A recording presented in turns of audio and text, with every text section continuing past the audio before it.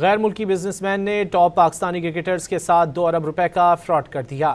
ذرائع کے مطابق پاکستانی کرکٹرز نے منافع کے لیے بزنس میں پیسے لگائے۔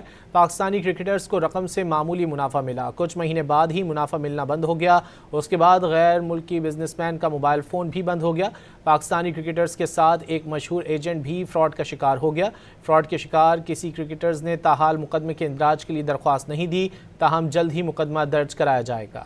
غیر ملکی بزنس مین نے ٹاپ پاکستانی کرکٹرز کے ساتھ 2 ارب روپے کا فراڈ کر دیا۔ ذرائع کے مطابق پاکستانی کرکٹرز نے منافع کے لیے بزنس میں پیسے لگائے۔ پاکستانی کرکٹرز کو رقم سے معمولی منافع ملا، کچھ مہینے بعد ہی منافع ملنا بند ہو گیا۔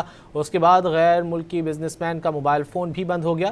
پاکستانی کرکٹرز کے ساتھ ایک مشہور ایجنٹ بھی فراڈ کا شکار ہو گیا۔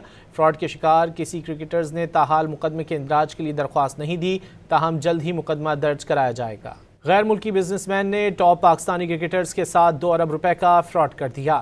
ذرائع کے مطابق پاکستانی کرکٹرز نے منافع کے لیے بزنس میں پیسے لگائے۔ پاکستانی کرکٹرز کو رقم سے معمولی منافع ملا، کچھ مہینے بعد ہی منافع ملنا بند ہو گیا۔ اس کے بعد غیر ملکی بزنس مین کا موبائل فون بھی بند ہو گیا۔